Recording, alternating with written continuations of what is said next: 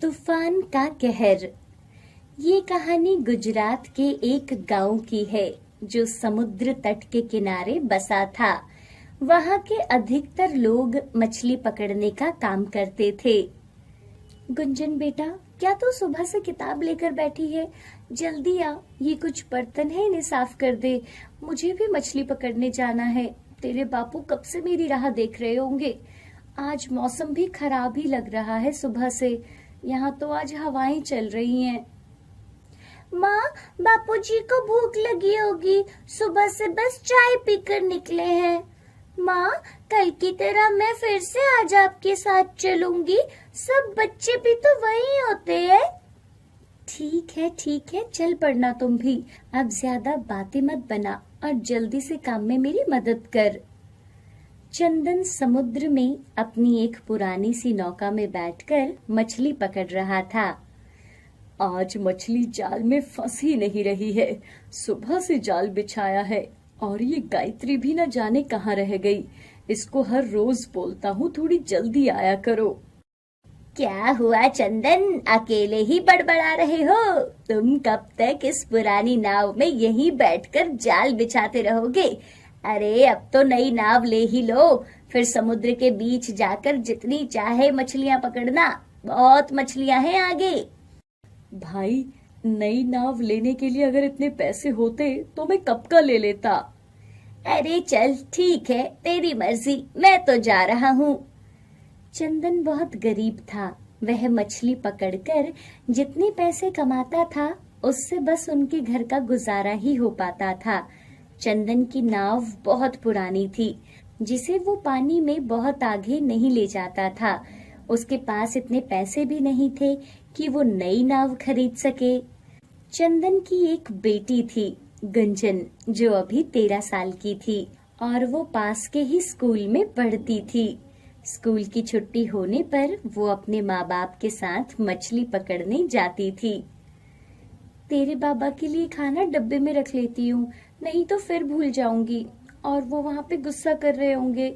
सब मर्दों की औरतें कब से वहाँ पहुँच गई होंगी और मेरा तो घर का काम ही नहीं खत्म हो रहा है। माँ, मैंने सारे बर्तन धो दिए हैं, चलो अब चलते हैं। गायत्री और गुंजन समुद्र के किनारे चले जाते हैं। वहाँ चंदन पहले से ही मछली पकड़ रहा था। अरे आने में कितनी देर लगा देती हो, मैं कब से इंतजार कर रहा था। लो, अब तुम भी जल्दी से ये जाल पकड़ो। आज बहुत कम मछली जाल में आ रही है। वहाँ पर सब लोग मछलियाँ पकड़ रहे थे और कुछ लोग तो मछलियाँ पकड़कर जा भी चुके थे। गायत्री, मुझे ऐसा लग रहा है कि पानी का स्तर बढ़ रहा है। लेकिन आज तो यहाँ बारिश हुई नहीं, अभी तो बस बादल ही छाए हैं। हाँ बाबा, देखो ना, पानी में झाग के बुलबुले भी बन रहे हैं। मेरी टीचर ने बताया था कि जब पानी में झाग के बुलबुले बनते हैं तो पानी में सुनामी आती है। हमें जल्दी से यहाँ जाना होगा। लगता है आज पानी में तूफान आने वाला है। ऊपर से आज बहुत कम मछलियाँ पकड़ पाया हूँ। न जाने ये सब क्या हो रहा है। तभी अचानक पानी और तेजी से बढ़ने लगता है। कुछ नाव किनारे की तरफ आती हैं। अरे पानी से बाहर निकलो जल्दी, पानी की लहरें तेज हो रही हैं। हमें जल्दी ही पानी से बाहर जाना होगा। पानी सच में तेजी से बढ़ रहा है। आप जल्दी से चलो, सब लोग बाहर निकल रहे हैं। चंदन अपनी नाव को किनारे की तरफ ले जा रहा था, लेकिन पानी की लहरें बढ़ती जा रही थी और नाव बहुत पुरानी होने के कारण समुद्र की तेज लहरों में नहीं चल पा रही थी। बाबा, मुझे बहुत डर लग रहा है। बेटा, तू घबरा मत, बाबा है ना, वो नाव चला रहे हैं, तो चिंता मत कर। तभी सामने से एक और नाव आती है। अरे भाई जल्दी करो, ये बच्ची को मेरी नाव में बिठा दो और समुद्र से बाहर निकलो, पानी बहुत तेजी से बढ़ रहा है। हाँ, गुंजन और गायत्री को आप ले जाओ, मैं अभी आता हूँ। अरे मेरी नाव में बहुत मछलियां हैं, तुम गुंजन को बिठा दो और तुम भी जल्दी आओ। और वो आदमी गुंजन को लेकर चला जाता है। थोड़ी देर बाद चंदन और गायत्री भी किनारे पर पहुंच जाते हैं। तुम गुंजन को लेकर घर जाओ, मैं नाव को किसी चीज के साथ बांध कर आता हूँ।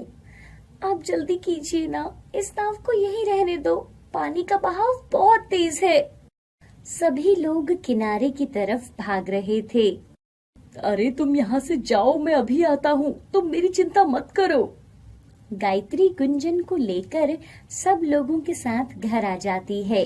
चंदन अपनी पुरानी नाव को किनारे में एक खूंटे से बांधने की कोशिश कर रहा था।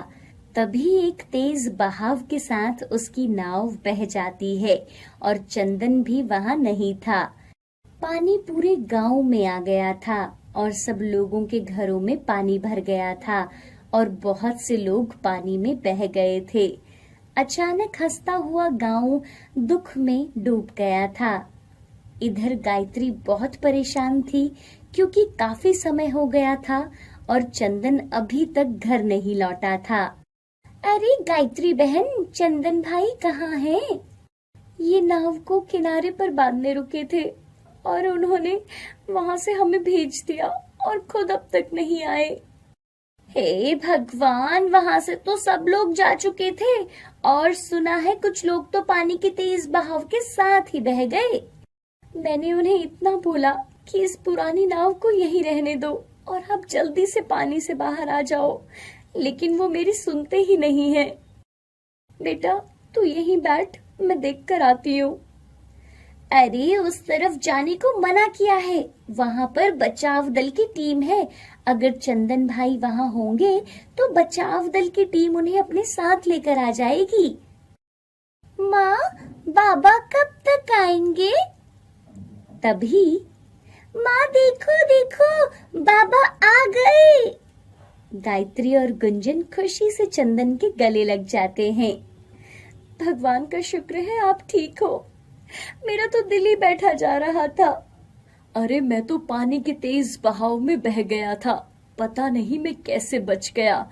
2 घंटे बाद जब मुझे होश आया तो मैं किनारे पर पड़े एक पेड़ की शाखा में अटका था। उस बाढ़ ने न जाने कितने लोगों की जान ले ली और कितने लोगों के घर तबाह कर दिए, लेकिन गुंजन और गायत्री अब खुश थे कि चंदन सही सलामत था और उनकी पुरानी नाव समुद्र में बह गई थी। ये कहानी है रामू की। रामू की 3 लड़कियां थी जिनका नाम सीमा, रीमा और भूमि था। अभी कुछ समय पहले ही बहुत तेज गर्मी के कारण रामू की पत्नी सुनीता का देहांत हो गया था। अब उसके पास सिर्फ उसकी 3 लड़कियां और वो ही उस परिवार में रह गया था। रामू परिवार की जरूरत पूरी करने के लिए दिन रात मेहनत करता था। गर्मी दिन प्रतिदिन बढ़ती जा रही थी। रामू गांव में खेती का काम करता था और सेठ से जो भी पैसा उसे मिलता था वो उससे ही अपना घर चलाता था। एक दिन रामू सेठ से बोलता है, सेठ जी, मैंने आज का काम पूरा कर दिया है, जो भी मेरे पैसे बनते हैं मुझे दे दीजिए, मुझे घर राशन लेकर जाना है, आज घर में खाने के लिए कुछ भी नहीं है। अरे ठीक है रामू, ये ले, तेरे 300 रुपए बनते हैं, ये ले जा और घर जा। सेठ जी, पर मैंने तो काम 500 रुपए का किया है। अरे क्या बकवास कर रहा है रामू, 500 का काम भला तूने एक दिन में कैसे कर लिया? मुझे क्या तूने पागल समझ के रखा है? जो तू 1 घंटे आराम करता है उसके पैसे कौन काटेगा? ये पैसे रखने हैं तो रख, नहीं तो यहाँ से जा, ये भी मैं ही रख लूंगा। अरे नहीं नहीं सेठ जी, ऐसा मत बोलिए, मुझे आज घर में राशन लेकर जाना है, घर में खाने के लिए कुछ भी नहीं है, एक दाना तक नहीं, आप मुझे ये पैसे दे दीजिए। बहुत ही दुखी मन से रामू अपने घर की तरफ चल देता है और एक दुकान से राशन लेकर अपने घर आता है। वो घर जाकर देखता है कि उसका मिट्टी का घर गर्मी बढ़ जाने के कारण उसमें काफी दरारें आ गई थी। एक साइड की दीवार तो पूरी गिर चुकी थी और वो ये सब देखकर बहुत परेशान हो जाता है। पिताजी, आपने आने में इतनी देर कर दी, ये मिट्टी का घर तो टूट गया, अब हम क्या करेंगे? मुझे तो कुछ समझ नहीं आ रहा है। तू चिंता मत कर बेटा, तू बस अपनी बहनों का ध्यान रख, मैं कुछ ना कुछ इंतजाम कर लूंगा। और देख, तू ना लक्ष्मी का भी ध्यान रखना और उसके बछड़े का भी। रामू के पास एक लौती गाय थी जिसका दूध बेचकर रामू का थोड़ा बहुत घर का खर्च चल जाता है। रामू दूध बेचने जाता है, लेकिन शाम होते होते रामू की तबीयत बहुत ज्यादा खराब हो जाती है, क्योंकि उसे गर्मी में लू लग जाती है और उसे उल्टी दस्त और बुखार हो जाता है। वो कुछ भी करने के लायक नहीं रहता। वो घर आकर बेहोश हो जाता है। ये देखकर उसकी बेटी सीमा बहुत परेशान होती है। पिताजी, पिताजी, क्या हुआ आपको? आप ठीक तो हो ना पिताजी? सीमा के पिता कुछ नहीं बोलते, तो सीमा को अपने पिता की तबीयत की बहुत चिंता होने लगी, क्योंकि गर्मी के कारण ही उन्होंने अपनी माँ को खोया था। सीमा सबसे बड़ी लड़की थी, वो सब समझती थी। माँ के ना होने का दुख वो झेल रही थी, इसलिए वो बोलती है, मैं पहले ही अपनी माँ को खो चुकी हूँ, अब अपने पिताजी को नहीं खोना चाहती, इसलिए अब घर की जिम्मेदारी मुझे ही लेनी होगी और अपने पिता की तबीयत भी ठीक करनी होगी। सीमा सारी जिम्मेदारी अपने ऊपर ले लेती है और गाय का दूध बेचकर दवाइयां लाकर अपने पिता को ठीक करने में लग जाती है। और गाय के दूध को बेचकर ही वो अपने घर का पूरा खर्चा चला रही थी। दिन प्रतिदिन उसके पिताजी की तबीयत और ज्यादा खराब हो जाती है।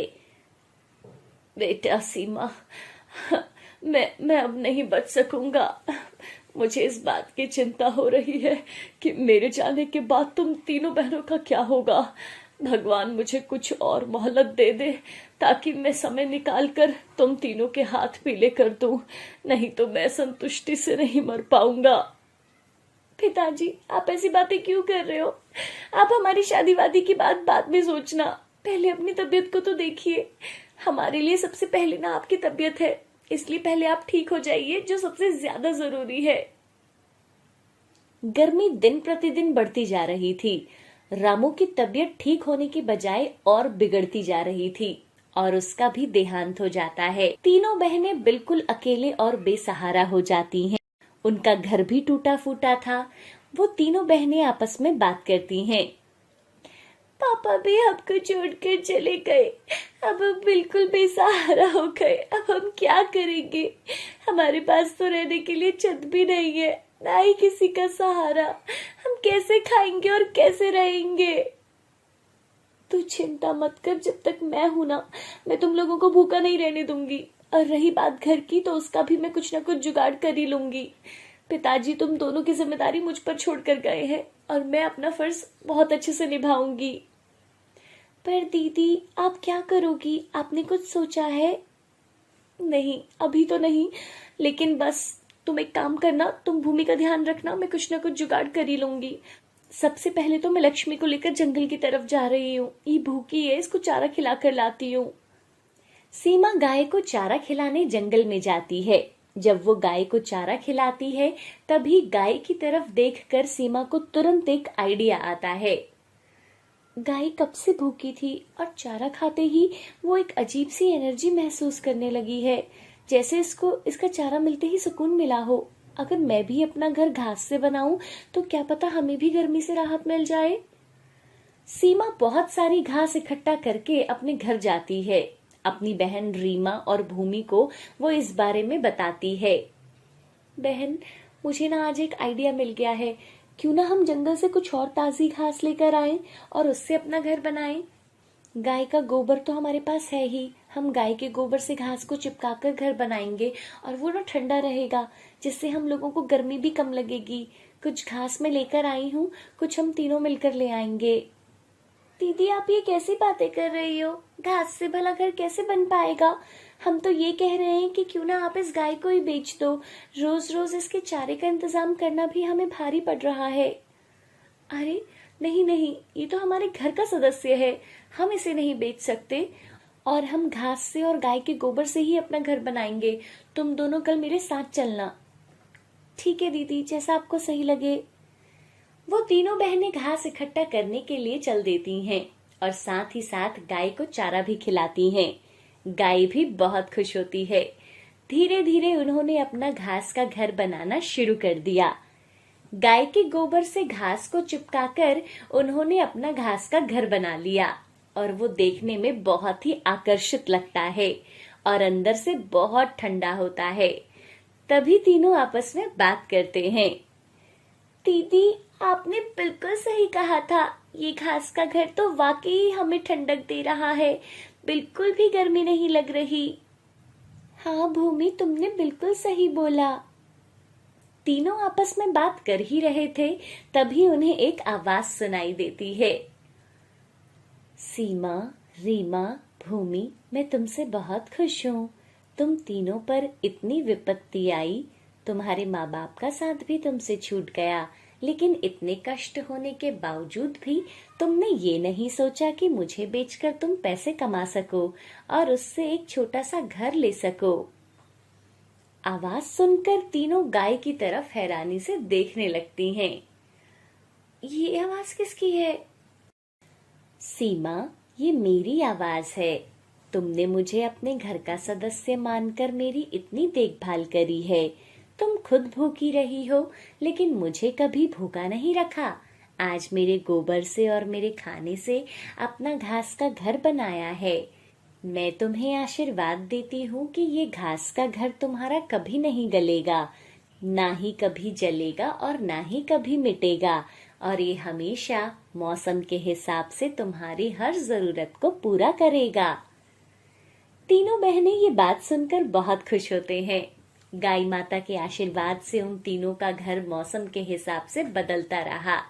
गर्मियों में ठंडक देता, सर्दी में गर्माहट देता था और बारिश में भी वो कभी नहीं गलता था। तीनों बहनें गाय का दूध बेचकर ही अपने घर का गुजारा करने लगी। उनकी पढ़ाई लिखाई भी होने लगी और तीनों अपनी गौ माता के साथ खुशी खुशी रहने लगी।